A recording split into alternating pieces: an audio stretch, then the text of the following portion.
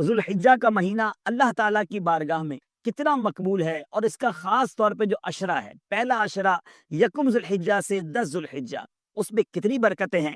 سرکار دو عالم صلی اللہ تعالی علیہ وسلم نے فرمایا، اللہ عز و جل کو عشرہ ذوالحجہ سے زیادہ کسی دن میں اپنی عبادت کیا جانا پسندیدہ نہیں۔ اس کے ہر دن کا روزہ 1 سال کے روزوں اور ہر شب کا قیام شب قدر کے برابر ہے۔ سبحان اللہ۔ پھر مبارک ایام آ رہے ہیں، ہو سکے تو روزے رکھیں۔ اور میرے میٹھے اور پیارے اسلامی بھائیوں، اس دن یعنی عرفہ کے دن کے روزے کی تو کیا ہی بات ہے۔ حضرت سیدنا ابو قتادہ رضی اللہ تعالی عنہ سے روایت ہے، سلطان مدینہ قرار قلب و سینہ صلی اللہ تعالی علیہ وسلم کا فرمان با کرینہ ہے، مجھے اللہ عز و جل پر گمان ہے کہ عرفہ یعنی 9 ذوالحجۃ الحرام کا روزہ 1 سال قبل اور 1 سال بعد کے گناہ مٹا دیتا ہے۔ سبحان اللہ۔ تو یوم عرفہ کا روزہ ضرور رکھنا ہے۔ ہاں، مگر جو حج پر جا رہے ہیں، حج کرنے جا رہے ہیں، حاجی پر یوم عرفہ کا روزہ رکھنا مکروہ ہے۔ باقی ساری دنیا کے مسلمان ضرور یوم عرفہ کا روزہ رکھیں۔ کئی چیزیں ایسی ہوتی ہیں جو الفاظ میں بیان نہیں کی جا سکتی، جس کی کیفیت ہی اور ہوتی ہے۔ عرفات کے دن حاجی کے دل کی کیفیت کیا ہوتی ہے، یہ الفاظ میں بیان نہیں کیا جا سکتا۔ اس دن جو سما ہوتا ہے، اس کو الفاظ میں بند کر کے بیان کرنا اٹس ناٹ پاسبل۔ اللہ اکبر، کیا کیفیت ہوتی ہے۔ دنیا بھر سے لوگ احرام پہنے، ایک ہی صدا ہوتی ہے، لبیک اللہم لبیک۔ الگ الگ رنگ و نسل کے لوگ ہوتے ہیں، لباس بھی ایک ہوتا ہے، سب کا ایک ہی ٹارگٹ ہوتا ہے، سب کا ایک ہی کام ہوتا ہے کہ بس آج مغفرت لے کے جانا ہے، آج اللہ کو راضی کر کے جانا ہے، آج گناہ معاف کروا کے جانا ہے۔ اور کریم کی طرف سے بھی رحمتوں کا نزول ہے، وہاں سے بھی وعدہ ہے۔ حدیثوں میں یہ مضمون ملتا ہے کہ اللہ تعالیٰ فرشتوں کے سامنے حاجیوں پر فخر کرتا ہے کہ میرے فرشتوں دیکھو، میرے بندے دنیا کے کونے کونے سے آئے ہیں، پرا گندہ بال ہیں، میلے کچیلے ہیں، اور میری رضا کے لیے جمع ہوئے ہیں۔ اے فرشتوں گواہ ہو جاؤ، میں نے ان سب کی مغفرت کیوں نہ عرفات جانے کو جی چاہے۔ یقین کریں ناظرین، میں بہت ساری باتیں آپ کو الفاظ میں نہیں بتا سکتا۔ وہ عرفات کا دن دنیا کے سارے دنوں سے ہٹ کر ہے۔ وہ جو سما ہوتا ہے، اللہ اکبر، اللہ بار بار وہ سما دیکھنا نصیب فرمائے۔ آپ خود سوچیں نا، کس دنیا میں اگر 2 ارب مسلمان رہتے ہیں، سب کی نگاہیں یوم عرفہ عرفات والوں پر ہوتی ہے کہ آج یہ اللہ کے بندے عرفات کے میدان میں وہاں پہنچ گئے ہیں جہاں چھما چھم رحمتیں نازل ہیں۔ یہ مضمون ملتا ہے روایتوں میں کہ جس دن یوم عرفہ ہوتا ہے، اللہ کی رحمت جتنی عرفہ والوں پر برستی ہے کہیں اور نہیں برستی۔ اللہ اکبر۔ دنیا میں لوگ اس جگہ جانا پسند نہیں کرتے جہاں تکلیف ہوتی ہے۔ بندہ کہتا ہے نہیں، دوبارہ نہیں جانا، بڑی لمبی لائن ہوتی، ادھر جاؤں گا، کھانا مشکل سے ملا تھا، میں فلاں جگہ گھومنے گیا، آرام ٹھیک نہیں ہوا۔ مگر یہ کیسی تھکن ہے، یہ کیسا رش ہے، یہ کیسی تکلیف ہے، یہ کیسا میلا کچیلا پن ہے کہ حاجی حج کرنے کے بعد پھر تڑپتا ہے، یا اللہ پھر بلا، میں پھر میلا کچیلا رہنا چاہتا ہوں، میں پھر تکلیف اٹھانے کے لیے خوش ہوں، مولا میں اس پتھریلی زمین پر سونا چاہتا ہوں، مجھے اس رش میں بلا لے، میں تھوڑے دھکے بھی کھانا چاہتا ہوں۔ پتہ نہیں تیرے کیسے کیسے نیک بندے طواف کر رہے ہوں گے، کسی کا مجھے بھی کانگھا لگ جائے گا، کسی کے ساتھ میرا بھی بیڑا پار ہو جائے گا۔ خدا کی قسم، یہ دنیاوی لحاظ سے تو تکلیفیں ہیں، مگر ان تکلیفوں میں، اس درد میں، اس مشکل میں بھی ایک مزہ ہے۔ جبھی تو یہ دعا بار بار ہوتی ہے نا کہ جلوہ میں مزدلفہ اور منا کا دیکھ۔ درود پاک پڑھنے کے بے شمار فضائل و برکات ہیں۔ میرے آقا مدینے والے مصطفیٰ صلی اللہ تعالی علیہ وسلم کا فرمان عالی شان ہے، اکثرکم ازواجن فی الجنتی اکثرکم صلاۃ علیہ۔ جنت میں سب سے زیادہ حوریں اس شخص کو ملیں گی جو مجھ پر سب سے زیادہ درود شریف پڑھنے والا۔ یعنی آخرت کے انعامات کو اگر غور کریں، ہم نے پہلے بھی یہ حدیثیں سنی ہے جس کا مضمون ہے کہ تم میں سے میرے قیامت کے دن سب سے نزدیک وہ ہوگا جس نے دنیا میں مجھ پر سب سے زیادہ درود پاک پڑھے ہوں گے۔ ہم نے یہ بھی سنا کہ نبی پاک علیہ الصلوۃ والسلام فرماتے ہیں، جس کا مضمون ہے کہ حوض کوثر پر قیامت کے دن میرے پاس کچھ لوگ آئیں گے جنہیں میں کثرت درود کی وجہ سے پہچانتا ہوں۔ مصیبتیں اور پریشانیوں کو ٹالنے والا دنیا میں وظیفہ بھی درود پاک ہے۔ تو سبحان اللہ، یہ کیسا وظیفہ ہے کہ یہاں بھی برکتیں اور وہاں بھی برکتیں۔ تو جتنا ہو سکے ہمیں کثرت سے درود پاک پڑھنا چاہیے۔ آئیے مل کر محبت کے ساتھ درود پاک پڑھ لیں۔ صلو علی الحبیب صلی اللہ تعالی علی محمد صلی اللہ علیہ ومن یخرج من بیتہ مہاجرا الی اللہ ورسولہ. ذرا اس جملے کو یاد رکھیے گا، آگے آپ کو جب میں تفصیل بتاؤں گا تو بہت زیادہ لطف اٹھائیں گے آپ. کیا فرمایا؟ اور جو اپنے گھر سے اللہ اور رسول کی طرف ہجرت کرتے ہوئے نکلا، اللہ اور رسول کی طرف ہجرت کرتے ہوئے نکلا، قرآن کہتا ہے. پھر فرمایا ثم یدرک الموت فقد وقع اجرہ علی اللہ، پھر اسے موت نے آ لیا تو اس کا ثواب اللہ کے ذمے پر ہو گیا. وکان اللہ غفور الرحیم، اور اللہ بخشنے والا مہربان ہے. ماجرا کیا تھا؟ ایک صحابی تھے، نبی پاک علیہ الصلوۃ والسلام اپنے صحابہ کے ساتھ مکے سے ہجرت کر کے مدینے چلے گئے تھے. اب سارے صحابہ ایمان والوں کو یہ حکم تھا کہ وہ بھی ہجرت کر کے مدینے آ جائیں، تو ایک ایک کر کے سارے پہنچ گئے تھے. مگر مکے میں ایک صحابی تھے جن کا نام تھا دمورہ بن جندب. اب ان کا یہ مکے میں رہ گئے تھے، ان کو بھی ہجرت کا حکم تھا. ابھی کسی مجبوری کی بنا پر ہجرت نہیں کر پائے تھے. عمر ان کی بہت ہو گئی تھی، بیماری بھی بہت زیادہ تھی، ایک اولڈ ایج بھی تھی اور بیماری. ظاہر ہے کہ آج کل کا تو ٹریول نہیں ہے نا کہ ویل چیئر پہ بٹھا کے جہاز میں بٹھایا اور فوراً دنیا کے ایک کونے سے دوسرے کونے لوگ بیماروں کو بھی پہنچا دیتے ہیں. پہلے تو اونٹوں پر گھوڑوں پر سواری ہوتی تھی تو اس پہ کئی کئی دن سفر ہوتا تھا. یعنی بتایا جاتا ہے کہ مکے سے مدینے جو آج ٹرین کے اندر 2.5 گھنٹے میں بندہ پہنچ جاتا ہے اور گاڑی کے اندر 4-5 گھنٹے میں پہنچ جاتا ہے، اس زمانے میں 7 دن اور 7 راتیں لگتے. 7 days کا سفر تھا جس میں دن بھر سفر ہوتا تھا، رات کسی ریگستان میں پڑاؤ ڈالنا پڑتا، جب جا کے لوگ مکے سے مدینے پہنچتے. تو اب کیا ہوا کہ وہ جب بیمار تھے نہیں جا پا رہے تھے، لیکن ان کا دل بڑا مچلتا تھا. وہ نبی پاک کی یاد آتی تھی، آقا علیہ الصلوۃ والسلام کے دربار میں جانا تھا. تو انہوں نے اپنے اہل خانہ سے کہا کہ میرا سامان باندھو اور مجھے سواری پہ بٹھا دو. میرے پاس مال تو ہے نا، میں سواری تو استعمال کر سکتا ہوں، تو مجھے سواری پر بٹھا دو. گھر والوں نے کہا آپ کی طبیعت ٹھیک نہیں ہے، آپ اتنا لمبا سفر کیسے کریں گے اور آپ اتنا ٹریول اکیلے کیسے کریں گے؟ آپ بول بھی پراپر نہیں پا رہے تھے. تو انہوں نے پوچھا جانا کدھر ہے؟ تو انہوں نے اشارے سے مدینے کی طرف بتایا کہ مجھے میرے نبی کے پاس جانا ہے صلی اللہ تعالیٰ علیہ وسلم. اب کیا کیا؟ جب بڑی انہوں نے ضد کی، ورنہ آپ کو اندازہ ہے کہ بندہ بیمار ہو، اتنی بڑی عمر ہو تو گھر والے کہیں نہیں آنے دیتے. مگر آپ کا شوق ایسا تھا، آپ کی طلب ایسی تھی کہ آپ کا سامان سواری پر رکھا اور آپ کو سواری پر بٹھا دیا اور آپ کی سواری چل پڑی. اللہ اکبر. کیسا شوق ہوگا کہ اس عمر میں کہ جب بندے میں ہمت نہیں ہے، آپ اکیلے سواری پر بیٹھ کر روانہ ہو گئے مدینے کی طرف. سبحان اللہ. اعلیٰ حضرت امام اہل سنت کا ایک شعر ہے نا، شوق روکے نہ روکے، پاؤں اٹھائے نہ اٹھیں، کیسی مشکل میں ہے اللہ تمنائی یہ دوست. ایک ایسا شوق ہے کہ رکنے نہیں دیتا، حالت یہ کہ پیر بھی نہیں اٹھ رہا، مگر ان دونوں مشکلوں میں جو نبی پاک سے محبت رکھنے والا ہے وہ اس کے بھی لطف اٹھا رہا ہے. آپ بیٹھ گئے سواری پر، روانہ ہو گئی سواری. اب جب یہ سواری روانہ ہوئی تو اگر آج کا نقشہ دیکھیں تو آپ 11 کلومیٹر سے زیادہ سفر نہیں کر پائے. جو ماشاءاللہ مکے گئے ہیں وہ جلدی پک کر لیں گے میری بات کو. ایک مسجد ہے جس کو مسجد عائشہ کہا جاتا ہے، مسجد عمرہ بھی کہا جاتا ہے، ایک اس کا نام مسجد تنعیم بھی ہے. وہ اب مسجد ہے، اس ایریا میں ہی آپ پہنچ پائے.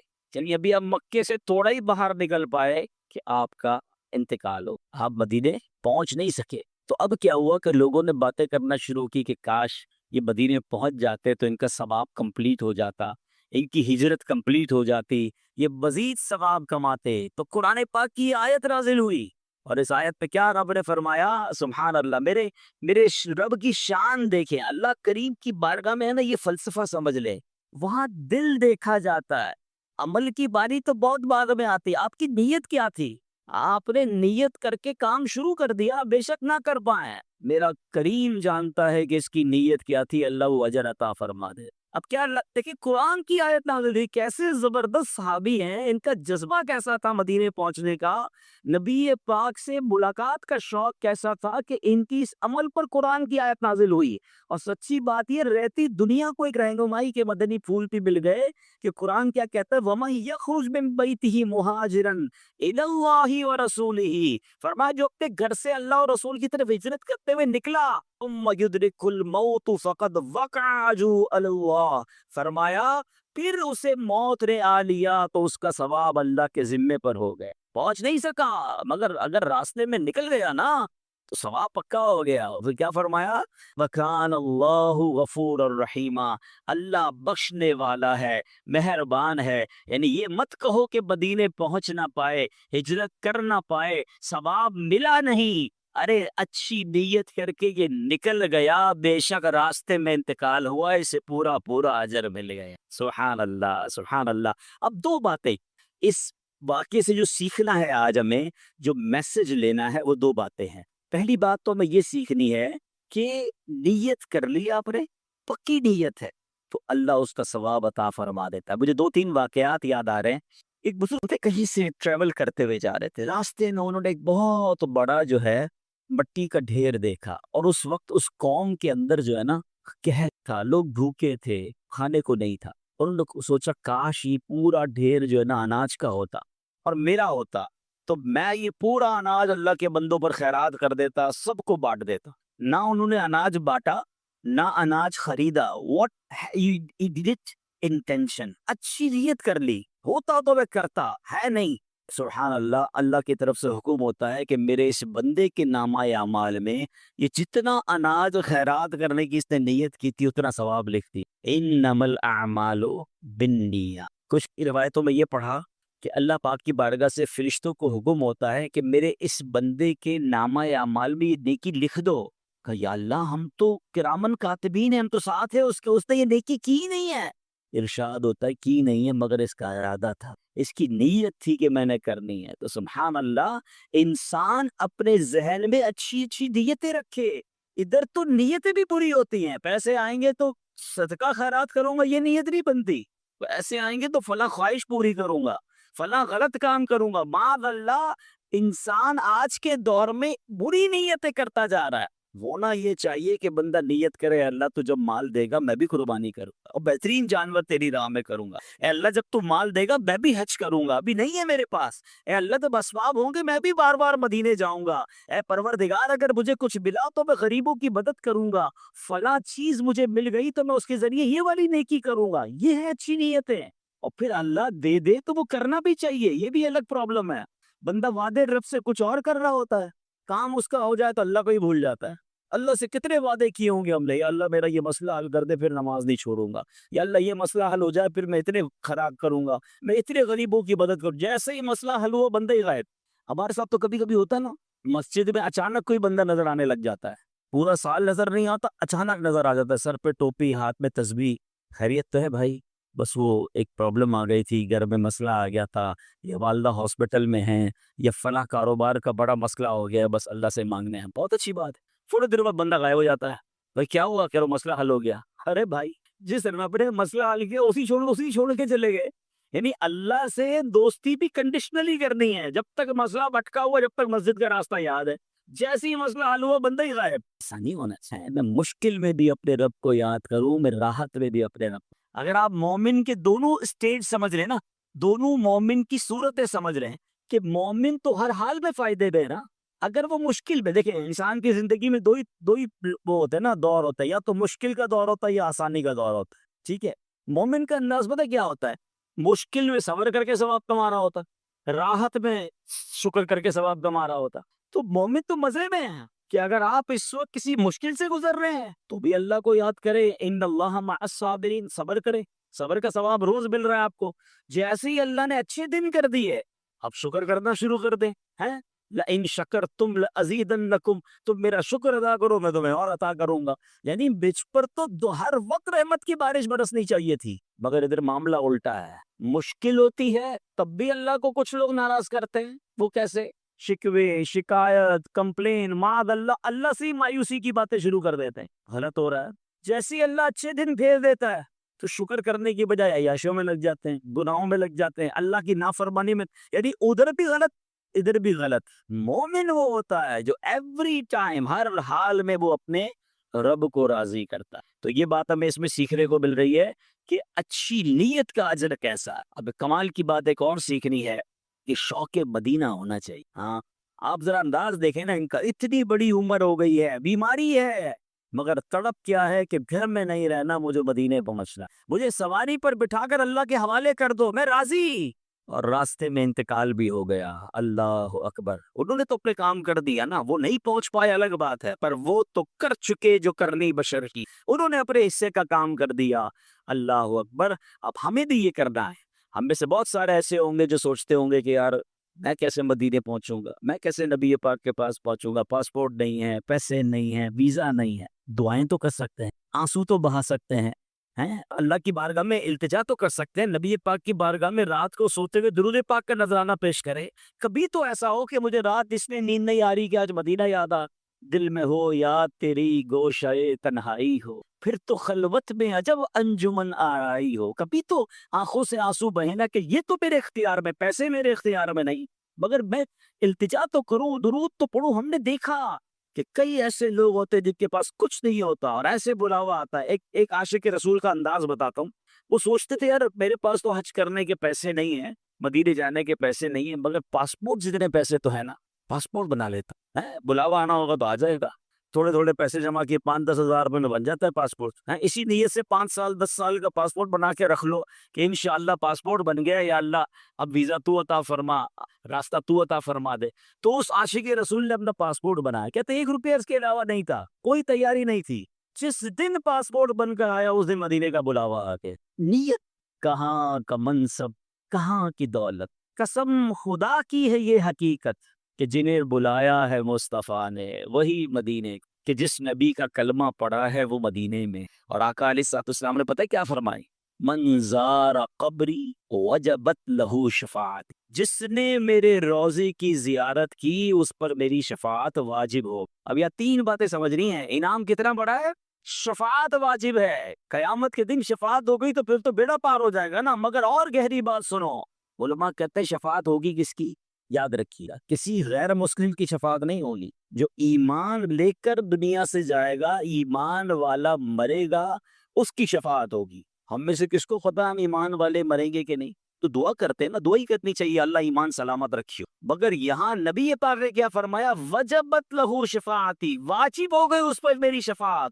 اس کا مطلب یہ ہوا جو مدینے جاتا ہے اس کے ایمان کی حفاظت بھی ہو جائے, انشاءاللہ اس کا خاتمہ ایمان پر ہوگا. ایک اور عشق والی بات سنو, روایتوں میں آتا ہے جب قیامت کا دن آئے گا نا, سب سے پہلے شفاعت کبریٰ تو نبی پاک کو عطا کی جائے گی. سب سے پہلے شفاعت نبی پاک فرمائیں گے, جنت کا دروازہ کھلوائیں گے, اللہ کی بارگاہ میں سجدہ کریں گے, آپ کو شفاعت کی اجازت ملے گی. مگر اس کے بعد انبیاء بھی شفاعت کریں گے, اولیاء بھی شفاعت کریں گے, حافظ قرآن شفاعت کریں گے, حاجی اپنے گھر والوں کی شفاعت کرے گا. یہ تفصیل ہے کہ کس کو قیامت کے دن شفاعت کا موقع ملے گا. مگر سنو, جو مدینے گیا ہے, نبی پاک نے یہ نہیں فرمایا اس کی شفاعت واجب ہو گئی, فرمایا اس پر میری شفاعت واجب ہو گئی. وجبت لہو شفاعتی, میری شفاعت واجب ہو گئی. تو اے مدینے کے زائر تجھے مبارک ہو, قیامت کے دن صرف شفاعت نہیں ہوگی بلکہ شفاعت خود رسول پاک علیہ السلام فرمائیں. تو بندہ کیوں نہ مدینے جانے کو ترسے ہے. خدا کی قسم ایسا شہر نہیں ہے دنیا میں کوئی. ہاں, دنیا میں آپ نے کئی ملک دیکھے ہوں گے, کئی شہر دیکھے ہوں گے, 1-2 بار دیکھنے کے بعد آپ کہتے ہیں یار 2 بار دیکھ لیا, اب کہیں اور چلتے ہیں. کتنی بار ایک جگہ جائیں گے, مگر مدینہ وہ ہے 1000 بار دیکھ لے جی بھر کا نہیں. تو جو نہیں جا پا رہے نا, ان کا کام کم از کم یہ تو ہونا چاہیے کہ میری دعاؤں میں مدینہ ہو, میرے تصور میں مدینہ ہو, میری التجاؤں میں مدینہ ہو, میرے آنسوؤں میں مدینہ ہو. میں مانگتا رہا ہوں اللہ کی بارگاہ سے, اللہ کے رسول علیہ الصلوۃ والسلام کی طرف درود پاک کے نذرانے پیش کرتا رہوں. جو میرے بس میں وہ تو کروں نا. ان صحابی نے کیا کیا؟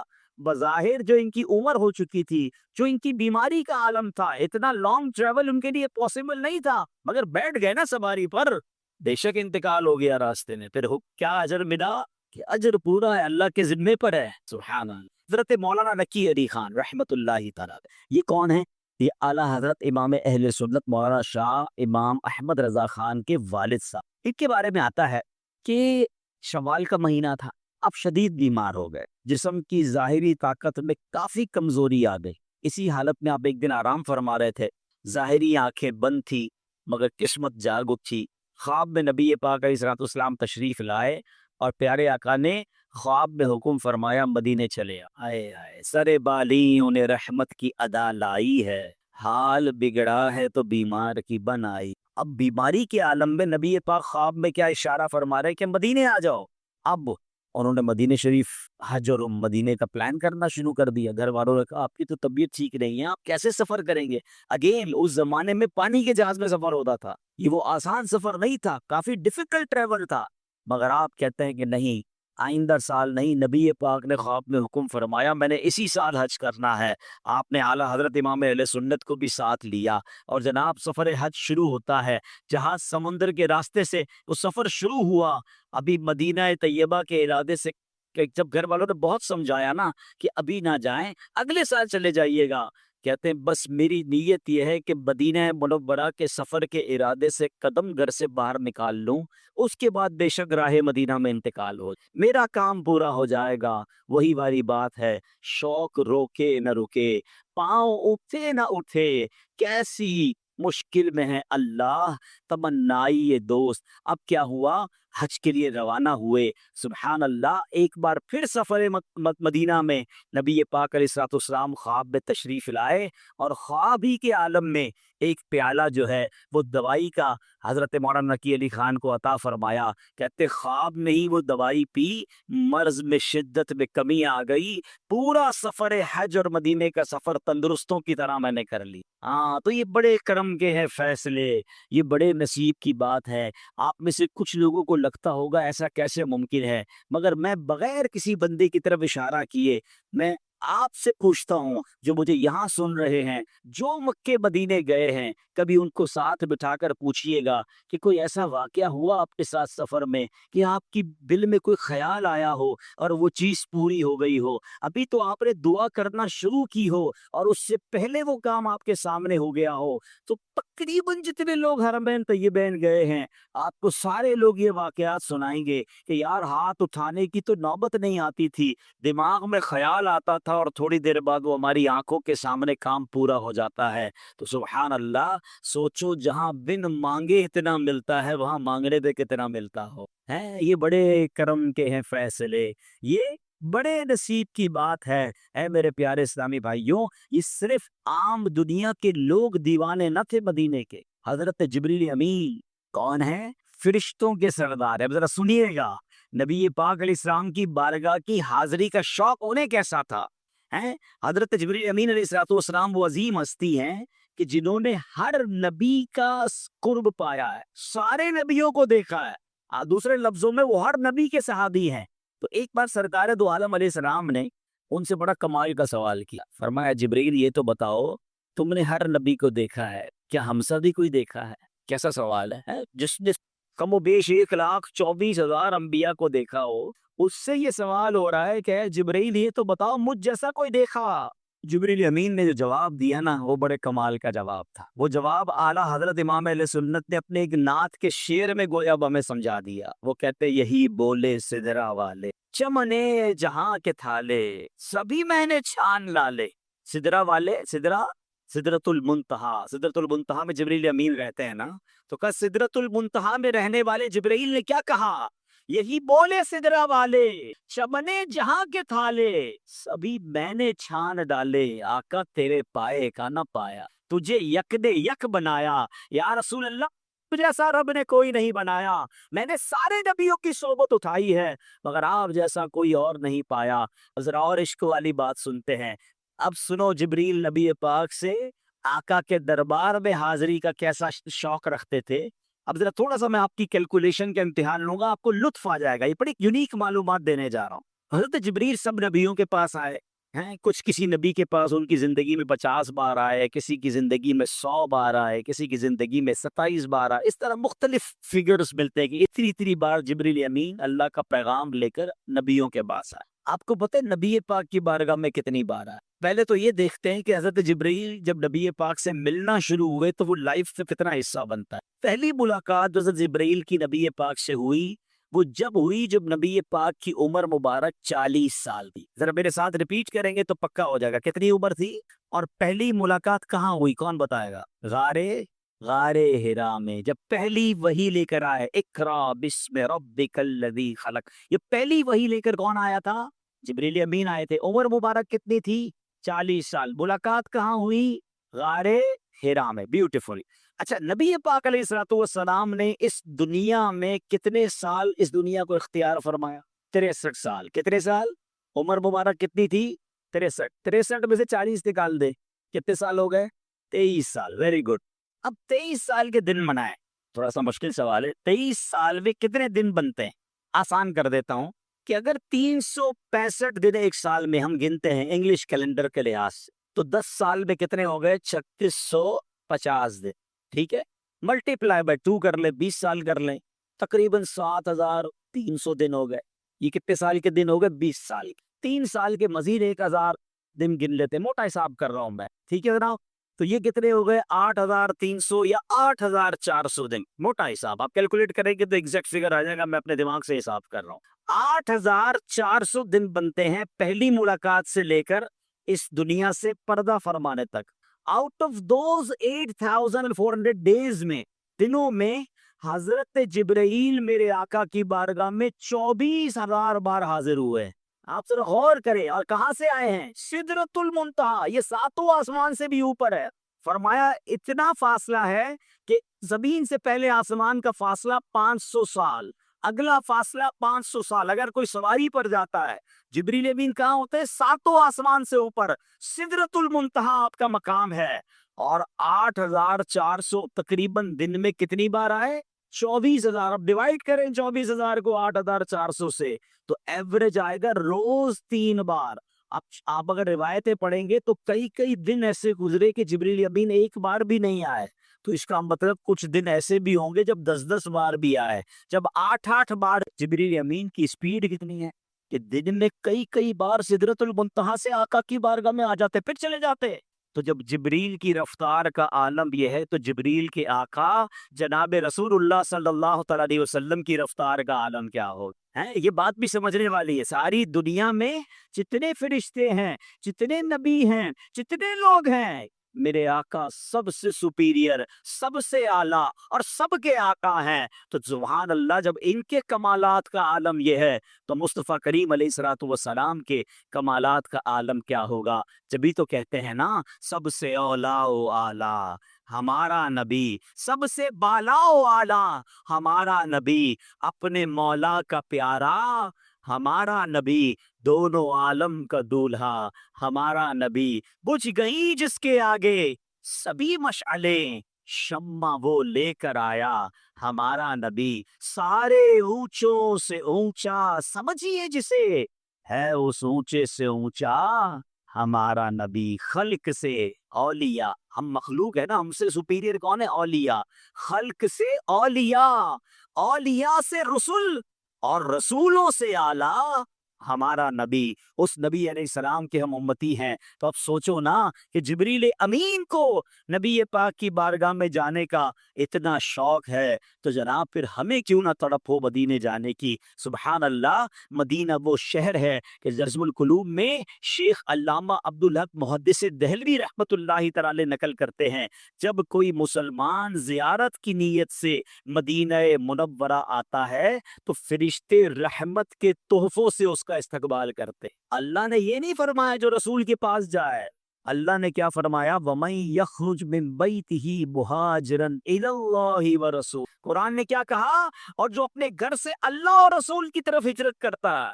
یہ تو رسول کی طرف جا رہے تھے, اللہ کی طرف تو نہیں جا رہے تھے, یہ تو نبی پاک کے پاس مدینے جا رہے تھے. تو پتہ کیا چلا قرآن کی اس آیت سے اور اس پورے واقعے سے کہ اللہ کے رسول کا در دراصل رب کا در ہے. ان کی اطاعت رب کی اطاعت ہے. یہ راضی ہوتے ہیں تو رب راضی ہو جاتا ہے. سبحان اللہ, یہی بات اعلیٰ حضرت امام اہل سنت نے لکھی, بخدا خدا کا یہی ہے در, نہیں اور کوئی مفر مکر, جو وہاں سے ہو یہی آ کے ہو, جو یہاں نہیں تو وہاں نہیں. کیونکہ اللہ نے اپنے حبیب علیہ السلام کی رضا کو اپنی رضا قرار دیا. ان کی طرف اگر کوئی ہجرت کرے تو وہ ایسا ہے جیسے اس نے اللہ کی طرف ہجرت کی. میں نے قرآن کی آیت سنائی آپ کو, تو سبحان اللہ, مدینے جانا بھی دراصل مدینے میں رہتا کون ہے؟ وہ اللہ ہی کے تو رسول ہے. سبحان اللہ, تو مدینے جانا بھی راہ خدا ہے, اور وہاں جانا بھی وہ ہجرت, وہ ثواب کا کام ہے. تو اللہ کریم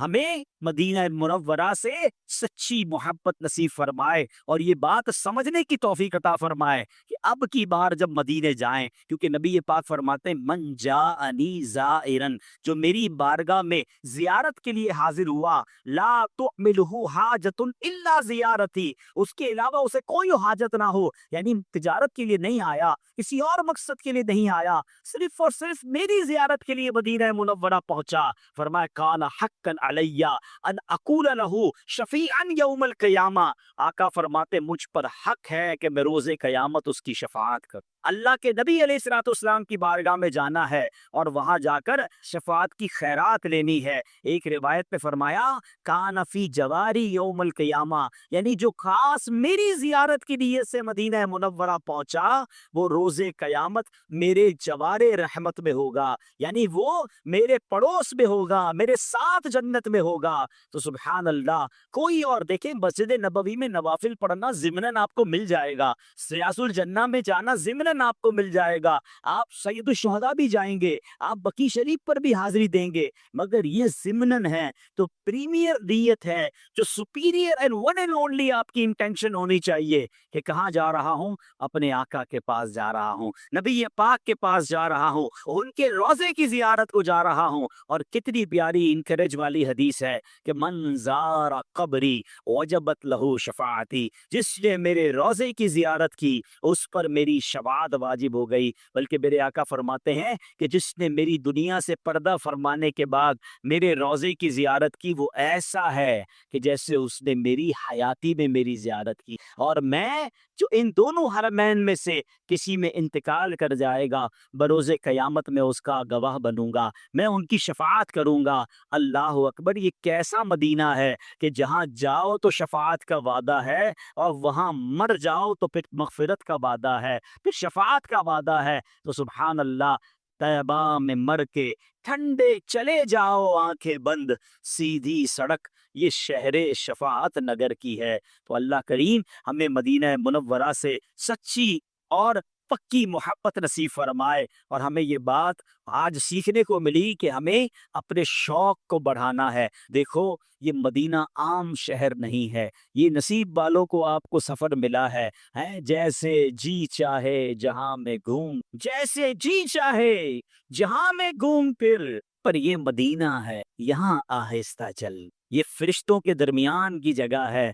और सुभान अल्लाह, संभल कर पांव रखना जायरो शहरे मदीना में, कहीं ऐसा ना हो सारा सफर बेकार हो जाए। तो ये अदब के साथ, शौक के साथ सफर कीजिए। जो नहीं जा रहे, आज बयान का एक मकसद ये था कि अपने दिल में, अपने जहन में मदीने का शौक पैदा करें, अपनी दुआओं में मदीने की याद को बसाएं। और खुदा की कसम, जिस दिल में याद मदीना है ना, फिर उसकी जिंदगी का लुत्फ ही और होता है।